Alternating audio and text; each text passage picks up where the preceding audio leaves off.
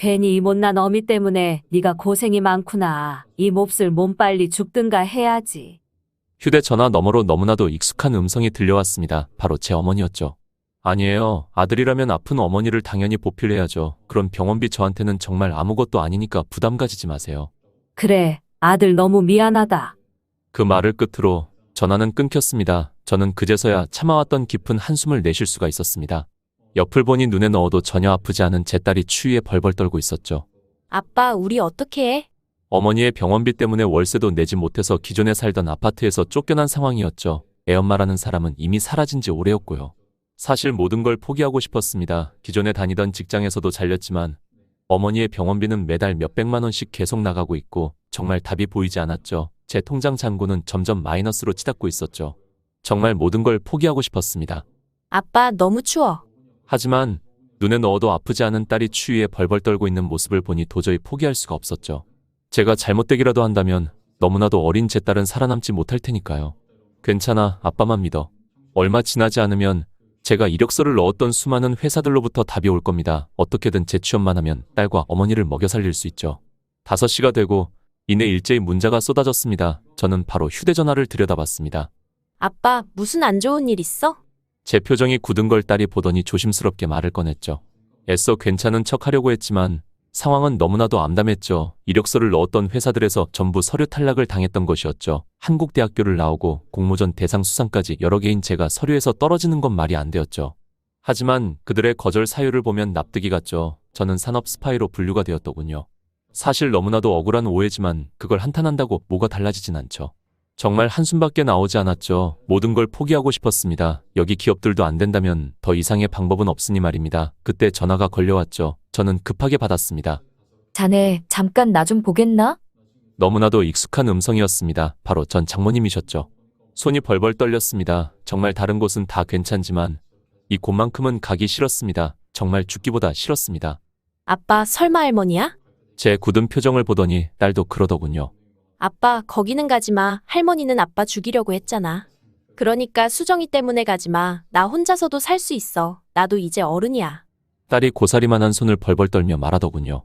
맞는 말이었습니다. 제가 산업 스파이로 오해를 받게 된 것도 장모님 때문이었으니까요. 제가 장모님 회사의 기밀 정보를 빼돌려서 다른 기업에 팔아버린 걸로 알고 있으니 말입니다. 지독한 오해였죠. 하지만 그게 오해라는 걸 모르는 장모님은 저만 보면 일을 가시면서 가만두시려고 하지 않으셨죠. 그것 때문에 정말 죽을 뻔한 위기도 몇 번이나 있었죠. 그래서 원래라면 장모님을 뵈러 가는 건 말도 되지 않지만 지금은 방법이 없었습니다.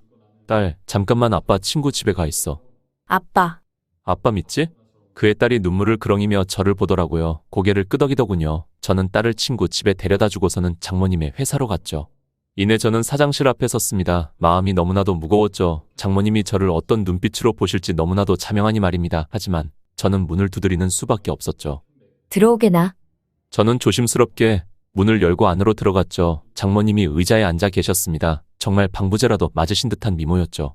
현재 50대이신 걸로 아는데 20대와 비교해도 전혀 뒤처지지 않는 탱탱한 피부에 우아한 기풍이 느껴지는 이목구비까지.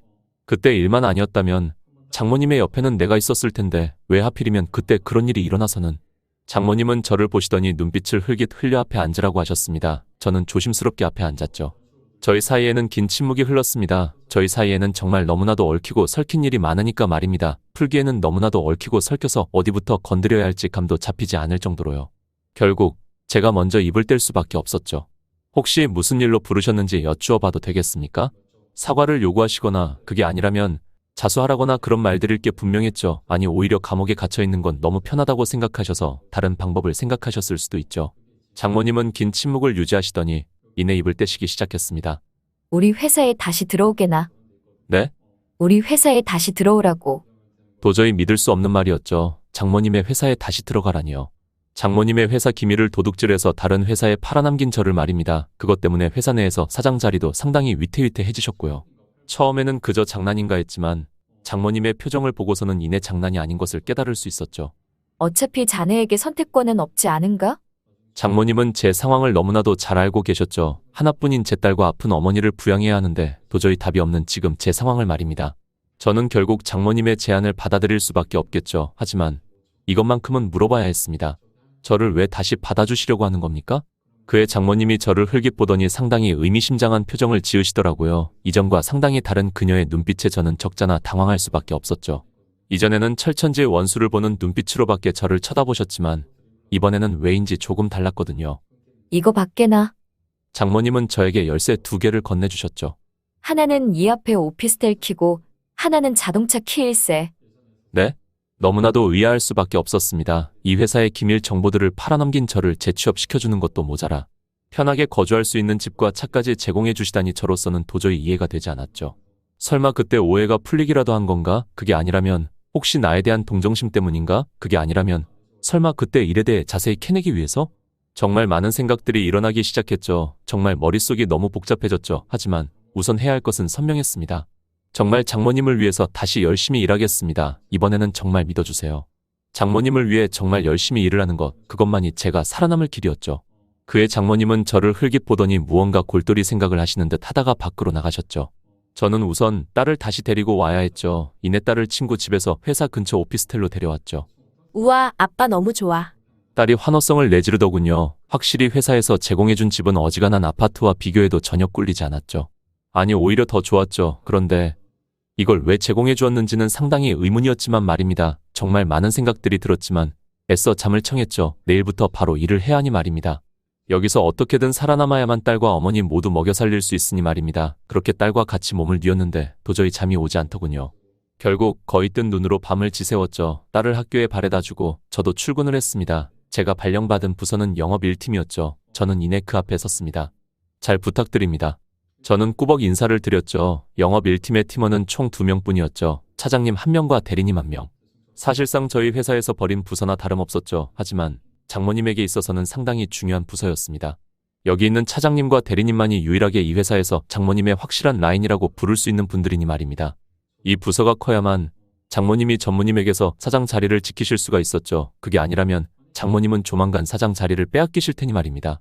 장모님과 자주 보다 보니 두 분 모두 구면이었습니다. 차장님은 저를 보더니 인상을 와락 찌푸리시더니 다가오시더라고요. 네가 무슨 낯짝으로 여길 다시 들어와? 그의 눈에서는 이글거리는 눈빛이 느껴졌죠. 그야 당연했습니다. 제가 이 회사의 기밀을 빼돌린 것 때문에 장모님의 자리가 상당히 위태로워지셨으니까요. 이내 차장님은 제 앞에 가래침을 뱉고서는 자리로 돌아가셨습니다. 하지만 저는 그 상황에 아무것도 할 수가 없었죠. 킥킥 저러고도 참네. 어지간히 간절한가 봐. 대리님이 저를 보며 비아냥대더군요.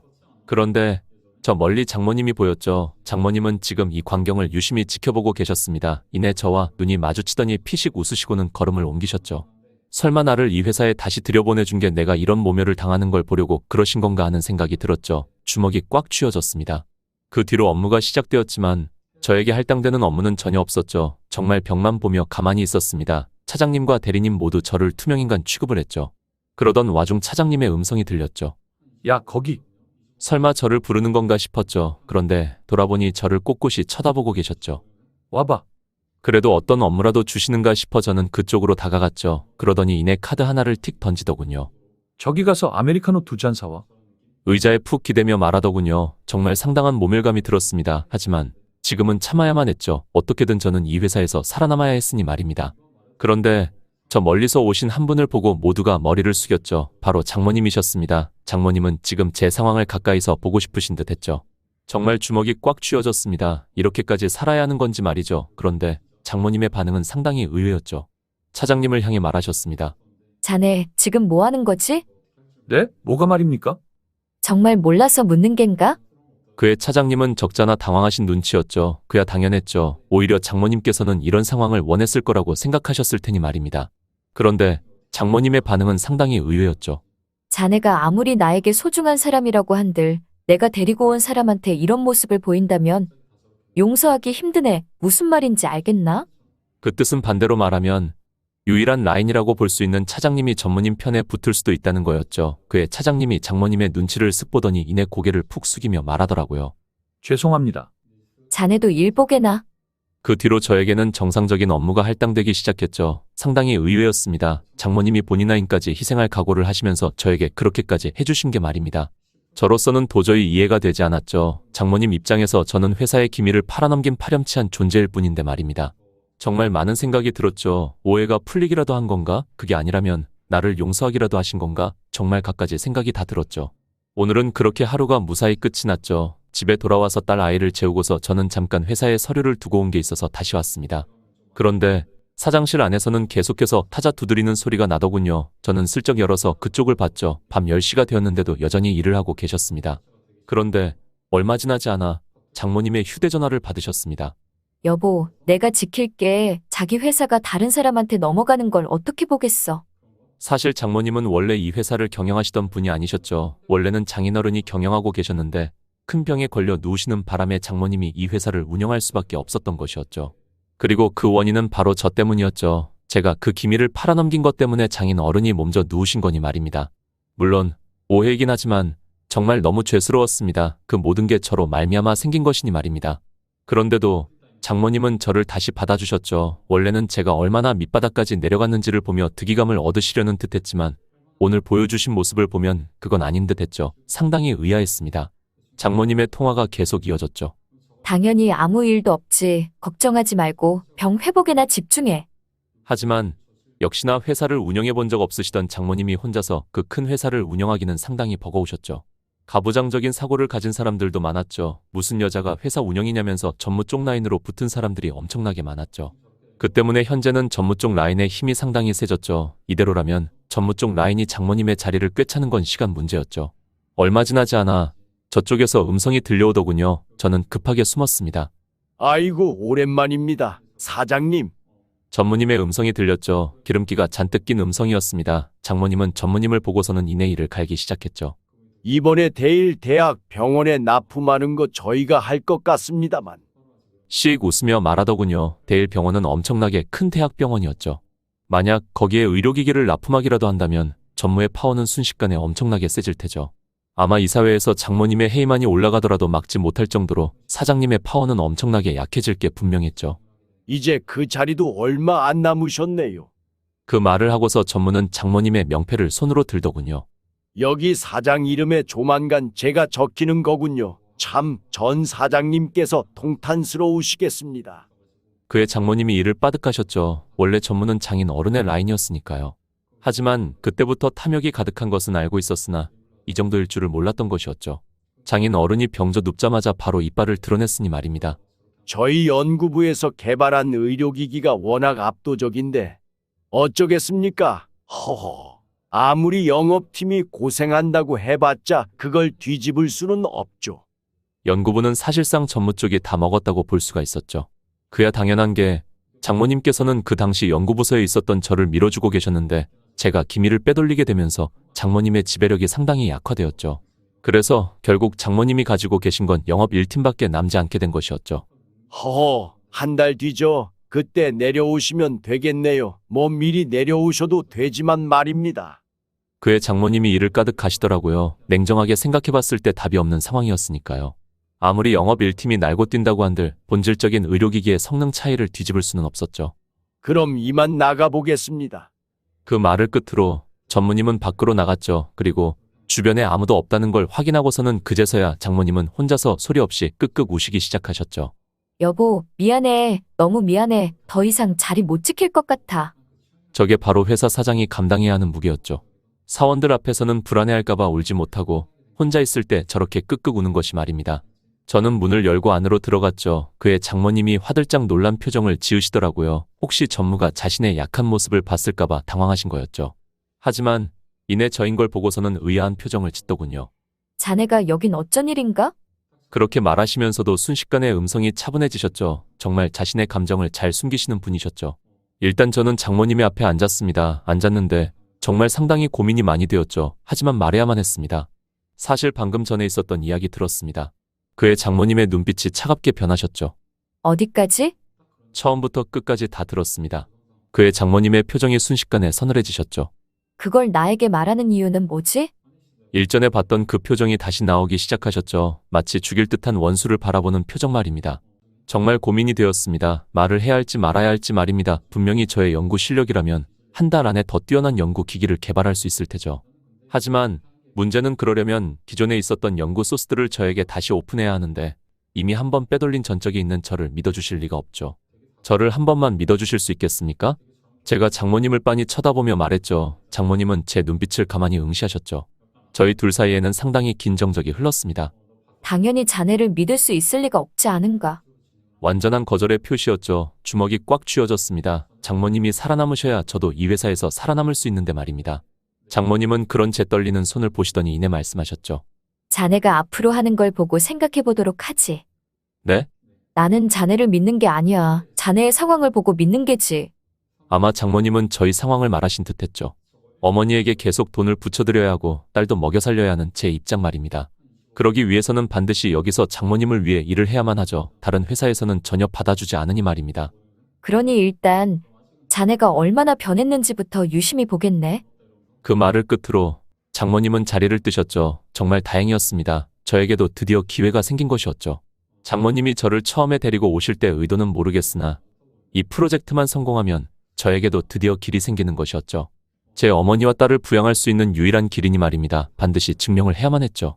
특히나 저의 변한 모습 말입니다. 아마 그걸 보기 위해서 장모님께서 저를 영업부에 붙이신 건가 하는 생각이 들었죠. 그야 저는 꿇고 사느니 서서 죽는다는 가치관을 가지고 있으니까요. 아쉬운 소리 할 바에야 그냥 사지 말라고 하는 스타일이었죠. 즉, 영업에서는 최악의 마인드셋이죠.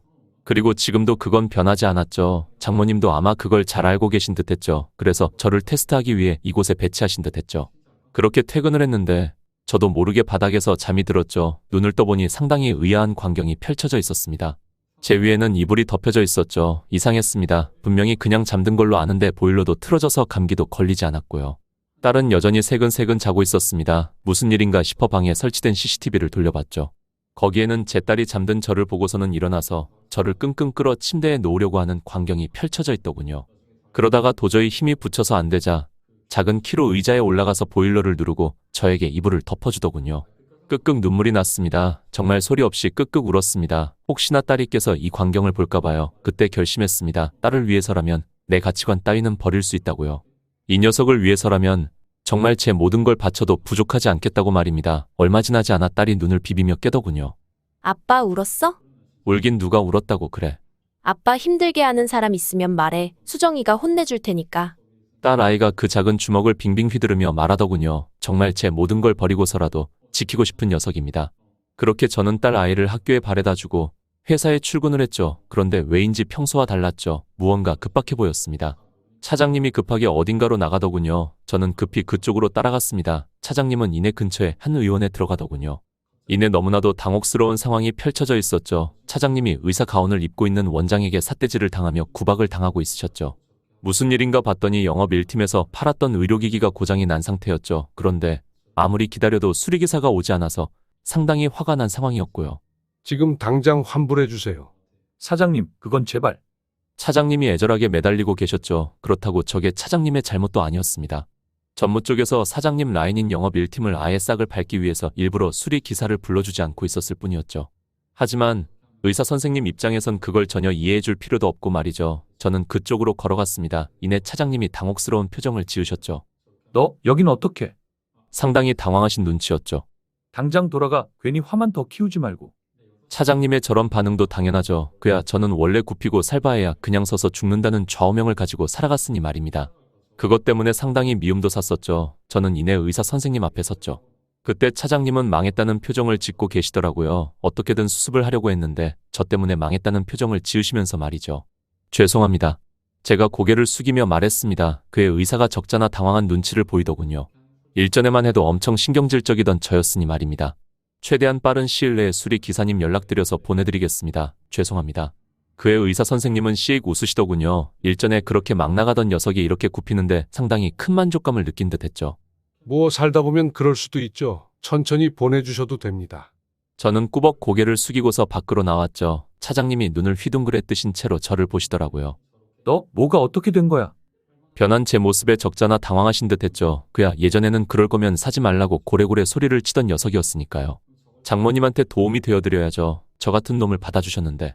그의 차장님이 눈을 가늘게 뜨시더군요. 그래, 일단 알겠다. 역시 아직은 못 믿으시는 눈치였죠. 그야 당연하죠. 제가 장모님의 회사에 끼친 손해 때문에 전무의 파워가 저렇게 세진 것이니 말입니다.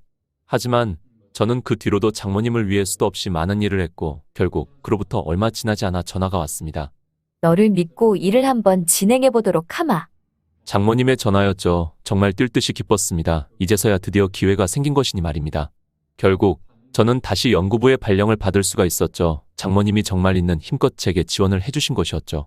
사실 이게 장모님이 해주실 수 있는 전부였습니다. 그쪽에 들어가니 모두가 구면이었죠. 그 중에서도 특히 눈에 띄는 녀석이 있었죠. 바로 연구부 팀장 녀석이었습니다. 오랜만이다. 녀석이 희죽 웃으며 말하더군요. 사실 이 녀석 때문에 모든 일이 꼬인 것이었죠. 사실 기밀을 팔아넘긴 건 제가 아니라 이 녀석이었으니 말입니다. 그래, 반갑다. 사장님 백으로 들어온 것 같은데 소용없는 거 알지? 직접적인 언급은 하지 않았지만 그 말에 담긴 내용은 무슨 말인지 알 수 있었죠. 이곳 연구부의 시설이나 자료는 쓸 수 있지만 그 누구도 저와 협업하지 않는다는 말이었죠.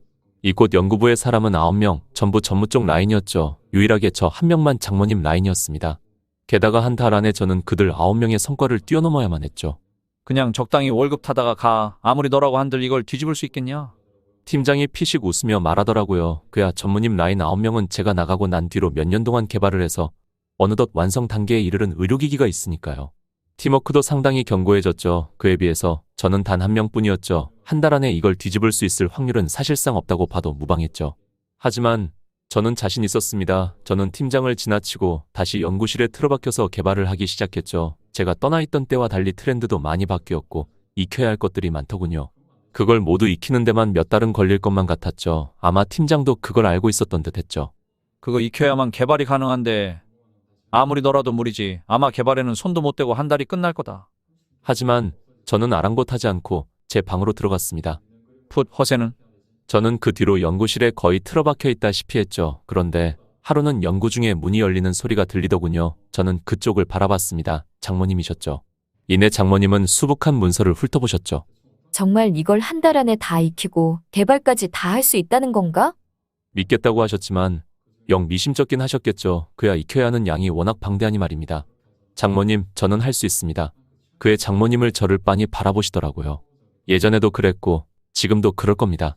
그의 장모님이 피식 웃으시더라고요. 자네의 그 눈빛은 그대로네. 역시. 장모님의 눈빛이 변하셨죠. 예전에 저희 사이에 묘한 기류가 흐르던 그 시절의 눈빛으로 말입니다. 볼도 조금 붉게 상기되신 상태로 변하셨고 말이죠. 그러다가 이내 아차 싶으셨는지 고개를 흔드셨죠. 그러면 열심히 해보게나. 그 말을 끝으로 저는 며칠 만에 모든 걸 익히고 다시 개발에 들어가기 시작했죠. 정말 밤낮 가리지 않고 매달렸습니다. 딸은 잠깐 친구 집에 맡기고서 정말 독하게 몰입하기 시작했죠. 정말 오랜만에 느껴보는 황홀한 감정이었죠. 이렇게 몰입해보는 게 정말 얼마만인지 짜릿하더군요. 잠깐 힘든 일도 모두 잊을 정도로 너무나도 좋은 경험이었습니다. 결국 저는 개발에 성공할 수가 있었죠. 이 세상에 없던 의료기기를 말입니다. 제 실력은 전혀 녹슬지 않았던 것이었죠. 아니 오히려 더 발전해 있었습니다. 이제부터 제일 중요한 것은 특허를 내는 것이었죠. 혹여나 전무 쪽 라인에서 이 의료기기를 발견하기라도 한다면 바로 베낄 게 분명하니까요. 그렇게 되면 제 특허도 물 건너가는 것이죠. 저는 그래서 저 혼자만 특허 진행을 하기로 했죠. 장모님에게도 말을 하지 않고 말입니다. 왜 적을 속이려면 아군부터 먼저 속여야 한다는 말도 있지 않습니까? 장모님께도 말씀을 드리지 않고 혼자서 특허 등록을 진행했습니다. 그로부터 얼마 지나지 않아 특허가 등록이 되었습니다. 그 뒤로 회사에 그 사실들이 퍼지기 시작했죠. 제가 엄청난 의료기기를 개발했다는 사실이 말입니다. 그때부터는 순식간에 회사에서 긴장감이 감돌기 시작했죠. 아무리 봐도 성능으로는 제게 훨씬 좋아 보였으니 말입니다. 원래라면 무조건적인 승리를 확신하고 있던 전무 쪽 라인도 슬슬 초조해지기 시작한 것이었죠. 장모님도 기쁨에 웃음 지으시더군요. 정말 다행이야. 자네 덕분에. 제 손을 잡고 눈물을 찔끔 흘리시더라고요. 저도 너무 기분이 좋았습니다. 그러다가 아차 싶으셨는지 제 손을 놓으시더라고요. 역시나 그때 오해가 아직 풀리지 않았기 때문이겠죠. 그 오해가 풀리기만 한다면 저는 장모님의 옆에 다시 갈 수 있을 텐데 아직은 너무 시기상조였죠.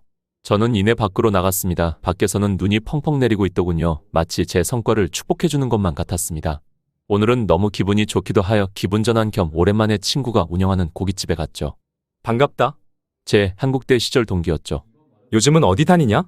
그에 저는 명함을 보여줬죠. 그랬더니 친구 녀석이 말하더군요. 여기 전무가 방금 전에 저 방으로 들어갔다고.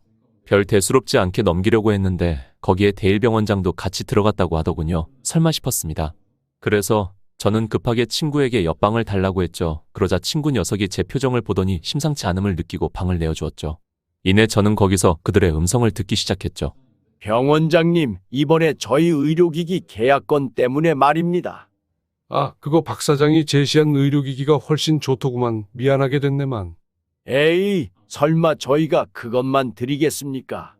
그 말을 끝으로 사과박스 소리가 들리더군요. 이내 병원장이 킁킁거리더니 말하더군요. 이렇게까지 하면 뭐 어쩔 수 없나. 생각해보니 자네 의료기기가 가성비는 더 좋아서 오히려 좋을 것 같기도 하군. 감사합니다, 병원장님. 어허, 그렇게 말하지 말게나. 그렇게 하면 누가 오해하겠어. 죄송합니다. 뭐 됐어. 난 이만 가보겠네. 얼마 지나지 않아 그 차에 엄청나게 많은 사과 박스를 채우고 떠나는 병원장의 차가 보였죠. 정말 허탈했습니다. 무얼 위해 이렇게까지 열심히 했는데 팔지 못하면 아무 소용이 없는 거니까 말입니다. 정말 너무 좌절스러웠죠. 무엇을 위해 그렇게 열심히 개발을 했는데 그게 이제 물거품이 되어버리는 거니까요. 하지만 저에게는 이런 한탄을 하고 있을 시간도 없었습니다. 제가 여기서 멈춘다면 저를 믿어주신 장모님과 제 딸과 병상에 누워 계신 어머니까지 잘못되고 마니까요. 저는 최대한 머리를 굴려서 하나의 결론을 도출해낼 수 있었습니다. 다만 문제는 이걸 장모님과 영업 1팀의 동의를 얻어야만 한다는 사실이었죠. 이게 될지는 미지수였죠. 한번 배신했던 저희 말을 과연 믿어줄까 참으로 걱정이 되더군요. 다음날 영업 1팀 회의가 모였습니다. 거기에는 장모님도 계셨죠. 정말 수고했다. 이걸로 대일 병원이랑 계약만 하면 끝이네. 모두들 화기애애했죠. 사실상 이제 계약은 따놓은 당상이었으니 말입니다. 하지만 거기서 저는 그 말을 해야만 했죠. 안 될 것 같습니다. 그의 모두의 표정이 굳었죠. 모두들 일제히 저를 바라보기 시작했죠. 거기서부터 저는 이제 본론을 꺼내야만 했죠. 대일병원은 의료기기가 어떻든 전무님 쪽 의료기기를 택할 테니 말입니다. 그게 무슨 말이야? 그에 저는 어제 있었던 일을 상세히 설명을 드렸죠. 전무님이 대일병원장 로비를 성공해서 우리 의료기기가 어떻든 간에 무조건 전무 쪽과 계약을 할 것이라고 말이죠. 그의 차장님이 말씀하시더라고요. 대일 병원장님은 그럴 분이 아니야. 그야 대일병원장님은 원래 로비 같은 건 통하지 않는 분이었으니까요. 원래라면 차장님의 말씀이 맞지만 이번만큼은 그렇지 않았습니다. 그래서 저도 상당히 의아했던 것이었죠. 혹시 전무한테서 돈을 받은 사람은 혹시 네가 아닐까? 차장님은 오히려 저를 의심하기 시작했죠. 그들의 반응이 당연하긴 했습니다. 이 의료기기를 들고 전무와 경쟁해서 대일병원 계약을 따내기만 하면 장모님의 사장 자리는 굳히기에 들어가는 것이었으니까요. 분명 맞는 말이긴 했습니다. 대일병원장님이 변하지만 않았다면 말입니다. 굳이 지금 다른 병원을 찾는 건 리스크가 너무 컸죠. 한번 배신했던 제 말보다는 그간 대일병원장님이 보여주셨던 모습이 훨씬 믿음직스러울 테니 말입니다. 제 말을 믿어주는 게 비정상이라고 생각했죠. 그렇게 대일병원과 계약을 계속 준비하는 걸로 결론이 나려는 찰나. 그러면 대안이 있는가? 장모님께서는 저를 지그시 바라보시며 말씀하셨죠. 그의 차장님이 말했죠. 사장님, 그의 장모님이 손을 들었죠. 그만하라는 뜻이었습니다. 그의 차장님이 말씀하셨죠. 정말 너무하십니다. 저희는 몇십 년을 사장님을 위해 충성했는데 저희가 아니라 이런 녀석을 말을 믿어주시는 게 말입니다. 그의 장모님이 서늘한 눈을 뜨시고 말했죠. 그러면 떠나게나. 네? 떠나도 좋다고 했네. 차장님은 적잖아 당황하신 듯했죠. 장모님의 표정은 한없이 진지해 보이셨으니까요. 설마 진짜 떠나도 된다고 말하실 줄은 상상도 못했던 거였죠. 말해보게나. 대일 병원 말고 대안은 있는가? 그 말에 차장님과 대리님 모두 입을 꽉 물었죠. 한국대학교 병원과 계약하는 겁니다. 그의 차장님이 말했죠. 그게 말이나 된다고 생각하나? 물론 되기만 한다면 대일병원 계약건쯤이야 아무것도 아닌겠지. 우리나라 최고의 대학병원인데. 그의 참고 있던 대리님도 말하셨죠. 이건 말도 안 됩니다. 거의 확정적인 승리인 대일병원을 두고 한국대 병원이라니요. 너무 현실성 없는 이야기입니다. 둘 모두 엄청 상기된 표정이었죠. 하지만 장모님은 둘은 전혀 아랑곳하지 않고 저를 꼿꼿이 응시하시며 말했죠. 자신 있는가? 네, 거기 병원장 아들이랑 같은 한국대학교 동기입니다. 자리쯤은 만들어 볼 수 있죠. 좋아, 진행해봐. 그의 차장님이 말하더군요. 도저히 못 참겠습니다. 저는 더 이상 사장님 밑에서 일 못하겠습니다. 그의 대리도 말하더군요. 저도 차장님과 똑같은 생각입니다. 둘 모두 사장님을 응시하기 시작했죠. 지금이라도 의견을 바꿔달라는 무언의 압박이었죠. 여기서 장모님이 정말 의견을 바꾸지 않는다면 전무 쪽으로 붙을 생각이었겠죠. 그의 장모님을 저를 다시 슥보시더군요. 정말 자신 있는가? 네, 당연하죠. 장모님은 저희 눈빛을 가만히 응시하시더니 이내 피식 웃으시고는 고개를 끄덕이셨죠. 그러면 둘 모두 내 책상에 사표를 올려두고 가도록 하게나. 사장님, 분명 후회하실 겁니다. 글쎄, 그건 결과를 보면 알겠지. 이내 둘 모두 이글거리는 표정으로 장모님을 쳐다봤죠. 이제는 정말 둘은 적으로 돌아설 작정이었던 것이었죠. 둘 모두 정말 사표를 던지고 밖으로 나갔습니다. 정말 괜찮으세요? 제가 조심스럽게 말했죠. 둘 모두 장모님을 몇십 년간 보필했던 충신들이니 말입니다. 아니, 단순히 떠난 것도 아니었죠. 이제 전무 쪽으로 붙을 테니 말입니다. 상관없네. 난 자네를 믿으니까 자네 하나만 있으면 되네. 장모님이 제 손을 꼭 잡으며 말하셨죠. 반드시 성공시켜야겠다는 생각이 들었습니다. 이렇게까지 저를 믿어주셨는데 보답하지 못하는 건 말이 안 되죠. 저는 그 뒤로 친구 녀석에게 전화를 했죠. 사실 친구라기보다는 원수에 가까운 녀석이었지만 말입니다. 어쩐 일이냐? 잠깐 볼 수 있을까? 그럼 내일 아침에 골프 약속 있는데 거기로 오던가. 갈게. 그의 녀석은 적잖아 당황한 듯했죠. 원래 저였다면 당연히 거절을 했을 테니 말입니다. 그의 녀석이 말하더군요. 거기서 공 주울 거면 오던가. 참고로 거기 우리 고등학교 동창들 전부 모인다. 녀석들은 유명했죠. 고등학교 다닐 때부터 집안이 좋은 녀석들끼리 몰려다녀서 일명 로얄 클럽으로 불리는 녀석들이었습니다. 몹쓸 짓을 일삼았지만 그 누구도 태클을 걸지 못했죠. 그야 밑보였다가는 보복이 두려우니까요. 하지만 저는 유일하게 그 녀석들의 나쁜 짓에 태클을 걸었죠. 차마 눈뜨고 보기 힘든 짓들이 많았으니 말입니다. 하지만 녀석들도 저는 내버려둘 수밖에 없었죠. 저는 전교 1등을 한 번도 놓친 적이 없기에 선생님들이 저를 건드리면 가만히 있지 않을 테니 말입니다. 저에게는 돈도 먹히지 않았고 꿀려지지도 않았죠. 결국 녀석들은 저 때문에 나쁜 짓을 멈출 수밖에 없었죠. 뭐야, 진짜 왔네? 저는 녀석들이 있는 곳에 갔죠. 정말 고등학교 동창들이 모두 모여있더군요. 녀석들은 저를 보더니 눈을 휘둥그레 뜨더군요. 뭐야, 진짜 왔잖아? 모두들 의외라는 표정이었죠. 설마 제가 진짜 올 거라고는 생각 못한 모양이니까 말입니다. 이야, 민호 오랜만이다. 상당히 간절한가 봐.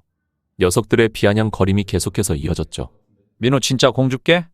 에이, 설마 민호가 진짜 공 죽겠냐? 제 자존심 알잖아. 하긴. 녀석들은 이내 골프카트를 타고 돌기 시작하더군요. 저도 뒤에 탔죠. 뭐야, 진짜 공 주우려고? 녀석들 모두 의아한 표정을 짓더군요. 그야 제가 진짜로 탈 줄을 몰랐으니 말입니다. 이내 녀석들의 골프 스윙이 되기 시작했죠. 처음에는 설마 싶은 표정으로 저를 쳐다봤습니다. 설마 진짜 그 자존심에 공을 주울까 하고 말이죠. 하지만 저는 정말로 공을 주워 녀석들에게 가져다 주었죠. 그의 녀석들은 적잖아 당황한 눈치였죠. 뭐야, 진짜잖아? 그 뒤로도 저는 몇 번이나 녀석들의 공을 계속해서 주워주었고 녀석들은 그의 큰 특이감을 맛본 듯했죠. 병원장 아들에게 모두가 말하더군요. 이야, 저 녀석을 어떻게 조련한 거야? 그의 녀석이 씩 웃더군요. 뭐 어쩌다 보니. 녀석은 그로 인해 상당히 의기양양해졌죠. 제가 말을 꺼내려고 했습니다. 병원장님과 자리를 만들어달라고. 그런데 녀석은 제 입을 막더군요. 이내 저를 으슥한 곳으로 끌고 가서 말했습니다. 해줄 테니까 쟤네들 앞에서는 말하지 말고. 무슨 말인지 알지? 녀석이 씩 웃으며 말하더군요. 그에 저는 고개를 끄덕였죠. 누구에게도 굽히지 않던 나를 복종시켰다. 이게 상당히 녀석에게는 동창들 사이에서 어깨가 으슥해지는 포인트인 듯했죠. 저는 그것쯤은 얼마든지 해줄 수 있었습니다. 반드시 이 계약을 성공시켜야 하니까요. 저는 그렇게 한국대 병원장님과 계약 자리를 가지게 되었죠. 처음에는 상당히 시큰둥한 반응이셨습니다. 원래 한국대 병원에 있는 의료기기도 상당히 좋으니까요. 굳이 바꿀 필요성을 못 느낄 정도로요. 하지만 제가 보여드린 의료기기를 보자 표정이 달라지셨죠. 병원장님께서도 상당히 놀란 눈치더군요. 이 정도 성능을 가진 기기가 있다는 게 말입니다. 결국 저는 그 자리에서 바로 계약을 할 수 있게 되었죠. 성공적으로 계약을 마치고 밖으로 나온 이 녀석이 있더군요. 자리만 만들어준다고 했지. 계약까지 해준다고는 말 안 했다. 걱정하지 마 했으니까. 허세는. 녀석도 설마 진짜 계약건까지 따내리라고는 생각 못한 모양인 듯했죠. 그런데 얼마 지나지 않아 원장실에 들어갔다가 나온 녀석의 표정은 정말 봐줄만 했죠. 저를 보고 멍한 표정을 짓고 있었으니까요. 그 표정은 상당히 봐줄만 했습니다. 저는 그 계약서를 들고 급히 주주총회가 열리는 곳으로 갔습니다. 주주총회는 한 호텔의 연회장에서 열리고 있었죠. 저는 급히 연회장의 문을 열고 안으로 들어갔습니다. 마침 전무님이 실적 발표를 위해 단상 위로 올라가고 계셨죠. 이내 얼마 지나지 않아 전무님이 직접 실적 발표에 대해 브리핑을 진행하시기 시작하셨죠. 성과는 꽤 대단했습니다. 객관적으로 뛰어난 의료기기의 성능, 그를 바탕으로 대형 병원인 대일병원과 계약건도 따냈으니 말이죠. 그 이외에도 부수적인 성과들도 꽤나 많았습니다. 전무님의 발표가 끝나자 이내 박수갈채가 쏟아지기 시작했죠. 거기에는 전 팀원들이었던 차장님과 대리님도 있었죠. 이내 다음으로는 사장님이 단상 위에 올라가실 차례였죠. 전무님은 내려오시며 사장님과 마주쳤죠. 그러자 이내 말하시더군요.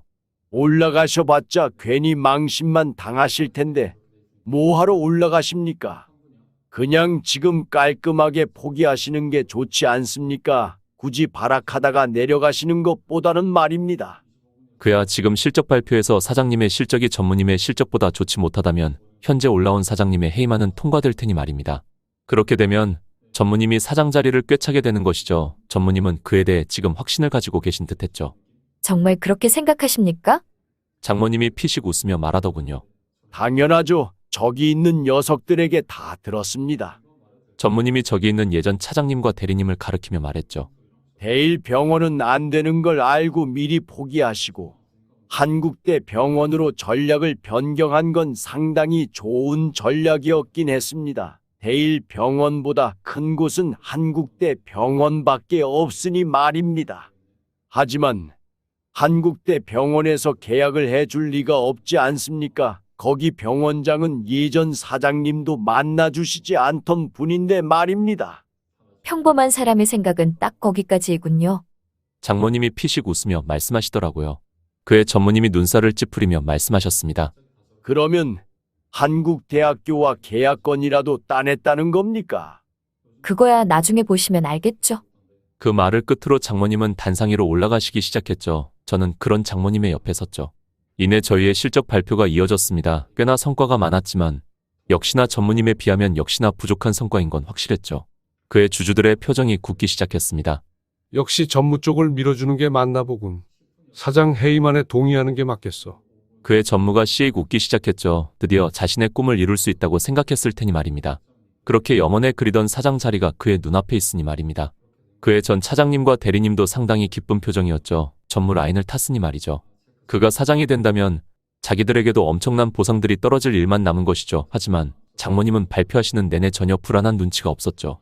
급하게 오느라 제가 한국대학교 병원과 계약건을 따냈다는 사실도 못 들으셨는데 말입니다. 이내 사장님이 말했습니다. 제 실적 발표는 여기까지입니다. 저게 끝이라면 저 친구는 사장 자리를 더 이상 지키지 못하겠군. 나쁘지 않은 친구였는데 아쉽게 되었어. 회의장이 술렁이기 시작했죠. 이대로라면 사장 해임안이 그대로 진행이 될 테니 말입니다. 사장님은 그의 저를 힐끗 보시더라고요. 제가 고개를 끄덕였죠. 그러자 제게 마이크를 넘기시며 말하셨죠. 마지막 실적 발표는 이 친구가 할 겁니다. 그의 회의장이 술렁이기 시작했죠. 갑자기 처음 본 놈이 실적 발표를 한다니 당황할 만한죠. 아니 처음도 아니군요. 그들에게 저는 배신자로 각인이 되어 있을 테니까요. 저는 마이크를 건네 잡았습니다. 지푸라기라도 잡으려고 참 애처롭구만. 그러니까 얼마나 간절하면 저런 배신자한테 자기 모든 걸 걸겠어. 그들은 혀를 끌끌 차며 말했죠. 하지만 이내 저희 이어지는 말에 그들은 입을 다물지 못했습니다. 한국대학교 병원과 성공적으로 계약을 마쳤습니다. 그 말을 끝으로 회의장이 술렁이기 시작했죠. 한국대 병원과 계약에 성공했다고? 거기 병원장은 자기 아들 말 아니면 절대 안 듣는 양반 아닌가? 전무님이 처음에는 표정이 굳더니 이내 피식 웃으시며 말하시더라고요. 아무리 간절하다지만 거짓말하면 쓰나. 거짓말이라고 생각하신 모양이었죠. 그야 당연하죠. 한국대학교 병원과 계약을 따냈다고 생각하는 게 더 이상하니까요. 전무님의 그 발언 이후로 회의장 내부가 술렁이기 시작했죠. 역시 거짓말이었군.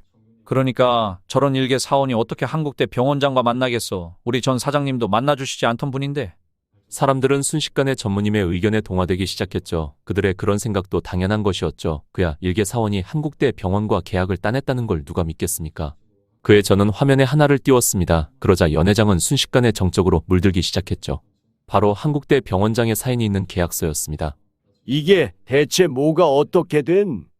전무님의 눈이 휘둥그레졌죠. 그뿐 아니라 차장님과 대리님도 입을 쩍 벌린 채로 다물지 못했습니다.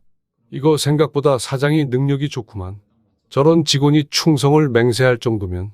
내부 분위기는 순식간에 변하기 시작했죠. 한국대학교 병원과 계약했다는 계약서 한 권으로 모든 걸 뒤집을 수 있었죠. 그만큼 한국대 병원과 계약을 했다는 것은 의미가 상당히 컸죠. 병원의 규모가 큰 것도 주요하게 작용했지만 무엇보다 우리나라 최고의 대학병원이었으니 말입니다. 그렇게 저희는 성공적으로 주주총회가 끝났죠. 결국 사장님의 해임안은 없는 것이 되었습니다. 전무님은 이를 빠득 갈았죠. 이내 차장님과 대리님에게 호통쳤습니다. 분명히 저 녀석이 한국대 병원과 계약하는 건 불가능할 거라고 자네들이 단언하지 않았나? 그게 그러니까 그들은 차마 입도 번긋하지 못했죠. 그들 입장에서도 전혀 상상할 수 없는 게 당연했으니까요. 한국대 병원과 계약을 일개 사원이 따낼 거라고는 말이죠. 그걸 전무님도 너무나도 잘 알고 있지만 사실상 화풀이에 가까웠죠. 그걸 보고서는 장모님이 만족한 듯이 웃더니 저를 보며 말씀하셨죠. 잠깐 이야기 좀 하겠나? 그에 저는 고개를 끄덕였죠. 저희는 고급 음식점에 왔습니다. 이런 곳은 난생 처음 와보는 것인데 상당히 좋더군요. 장모님은 상당히 기쁘신지 꽤나 상기된 표정이셨죠. 전무에게서 사장 자리를 지키신 게 상당히 기분이 좋아 보였습니다.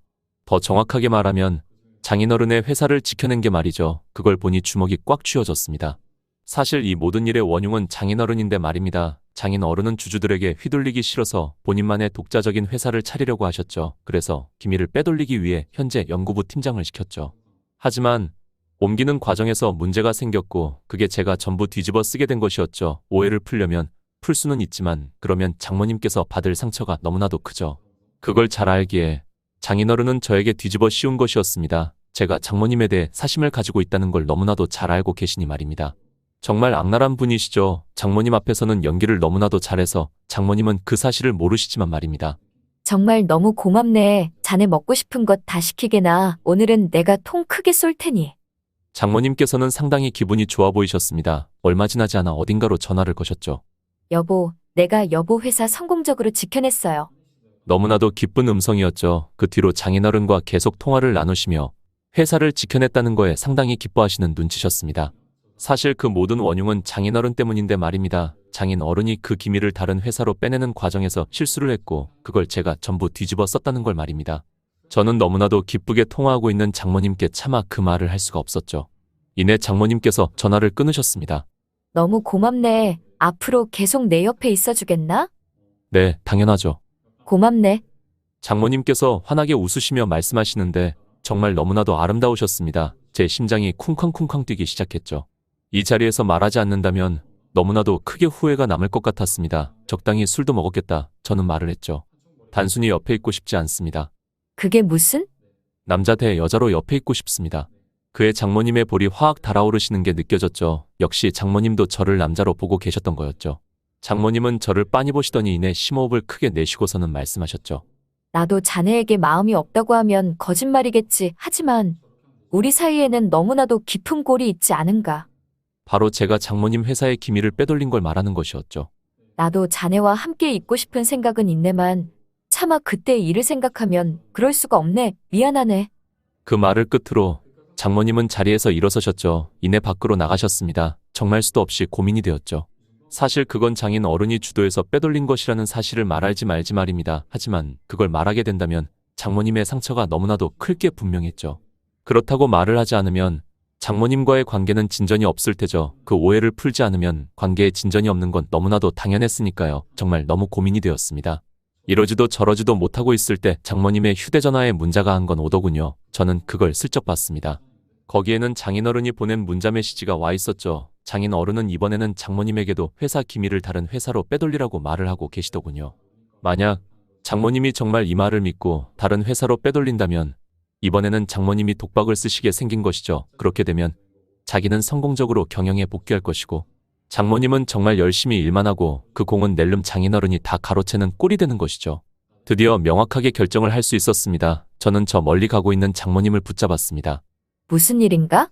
정말 많이 고민이 되었죠. 말하게 되면 장모님께서 상처를 엄청나게 많이 받으실 텐데.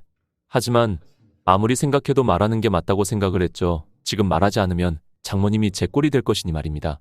사실 장인 어른이 이 모든 일의 원흉입니다. 그의 장모님이 눈을 가늘게 뜨신 채로 말했죠. 정말 실망이군. 자네의 나에 대한 마음은 알겠지만 이런 식으로 하는 건 옳지 않네. 순식간에 경멸의 표정으로 변했죠. 아무래도 제가 장모님의 옆자리에 앉기 위해 모든 사건의 원흉을 장인어른으로 돌리려고 한 것이라고 오해하신 듯했죠. 이런 목적이라면 내 옆에 있지 않아도 되네. 자네 길을 찾아가게나.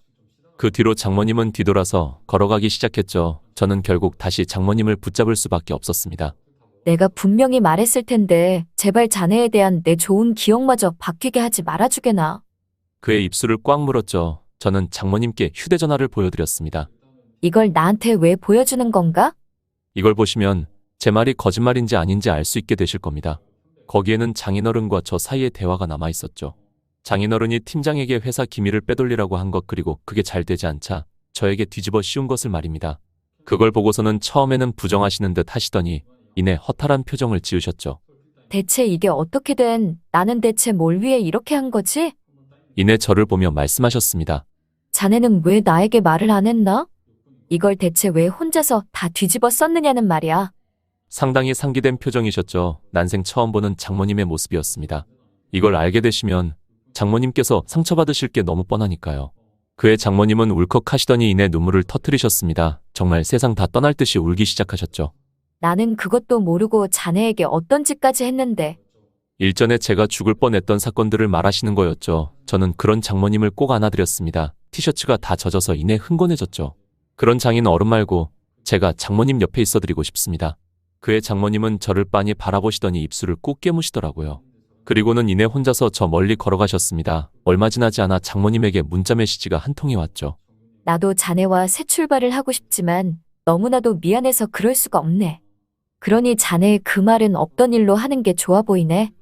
자네를 볼 때마다 내 과오가 생각나서 너무나도 괴로우니 말이야. 마음 같아서는 장모님에게 꾸준히 연락을 해서 같이 하고 싶은 마음이지만 그냥 무작정 밀어붙이기에는 부담이 많이 되는 것도 사실입니다. 그렇다고 장모님을 포기하자니 너무나도 가슴이 쓰렸죠. 여러분들이라면 어떻게 하시겠습니까? 사연이 올라가고 나서 댓글들을 참고하여 결정을 할 예정입니다. 구독을 눌러주셔야 사연자분의 뒷이야기가 올라왔을 때 알림을 받아보실 수 있게 됩니다.